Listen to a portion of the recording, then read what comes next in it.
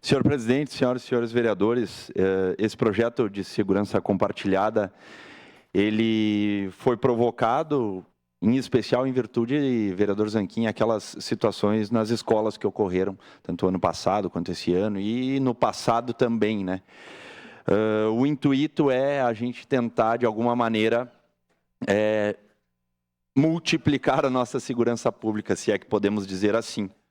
A gente sabe que os policiais militares, policiais civis, guardas municipais, eles têm uma escala que eles têm a ser cumprida, mas a gente também gostaria, de alguma maneira, de que, se o município entende que há necessidade desse aumento de efetivo com mais horas, que se remunere, seja independente da corporação, que se remunere ou via horas extras ou, enfim, independente da corporação, para que sim se contemple diversos locais de nosso município. E tem um exemplo desse projeto de lei que foi aprovado, que foi na capital gaúcha, lá em Porto Alegre, né, que essa legislação ela oportuniza a suplementação com recursos humanos em prol da nossa segurança pública.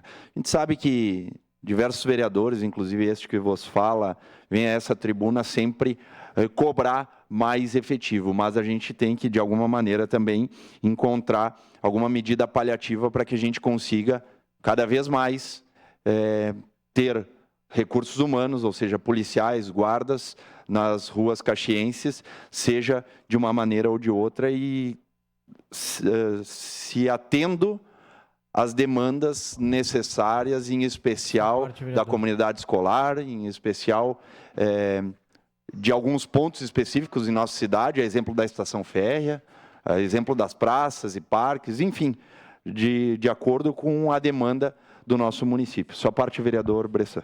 Obrigado, vereador Bortola.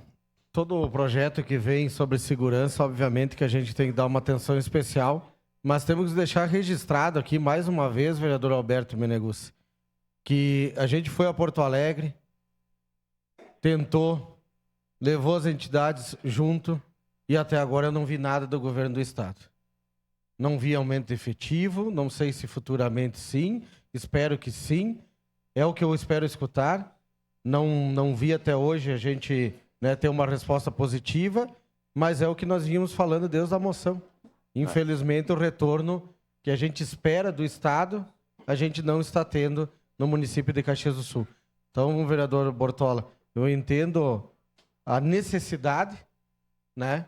Mas a gente briga ainda por efetivo, por mais efetivo policial na cidade de Caxias do Sul. Então vamos deixar registrado aqui que a gente está tentando toda hora buscar, está brigando por isso, mas ainda, infelizmente, eu não vi o resultado positivo. Tomara que venha, eu tenho esperança que sim, e a gente aí tem que votar, né, projetos paliativos que o senhor acabou de falar. Obrigado, vereador.